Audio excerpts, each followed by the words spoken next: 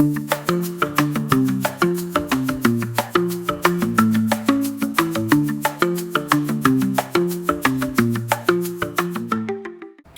exercice d'application sur la masse volumique, cette fois-ci avec une bague en argent.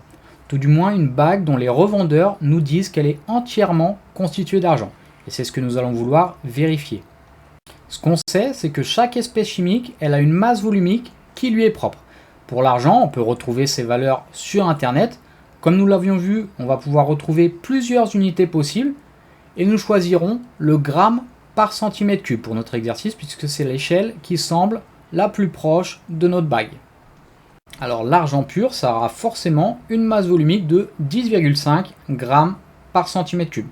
Nous allons donc calculer la masse volumique de notre bague pour voir si on obtient bien cette valeur-là.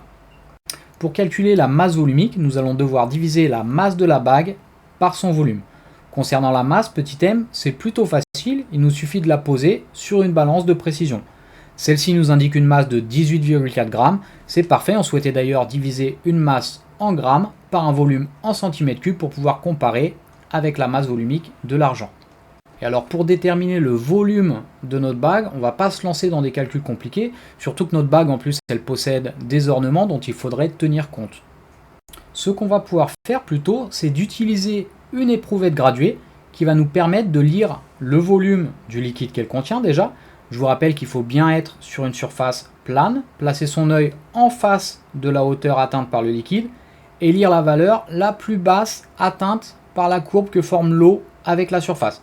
Ici on lit par exemple dans cette éprouvette qu'il y a 34 ml d'eau. Et si on place notre bague à l'intérieur de cette éprouvette graduée, on va pouvoir lire que le volume augmente pour atteindre, dans notre exemple, 36 ml.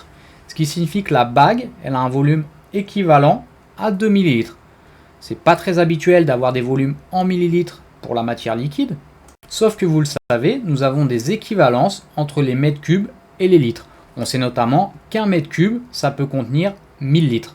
Un cube de 10 cm de côté, ça va pouvoir contenir 1 litre de liquide.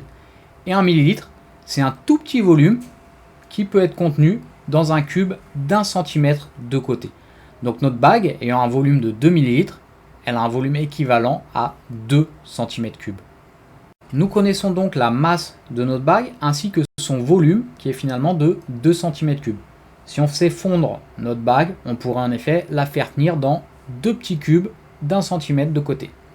Et en divisant la masse de cette bague, c'est-à-dire 18,4 grammes, par un volume de 2 cm3, on obtient une masse volumique de 9,2 grammes par centimètre cube. Attention, cette masse volumique elle est différente de celle de l'argent, qui je vous le rappelle est de 10,5 grammes par centimètre cube. Donc la bague elle n'est pas en argent, en tout cas elle n'est pas en argent pur.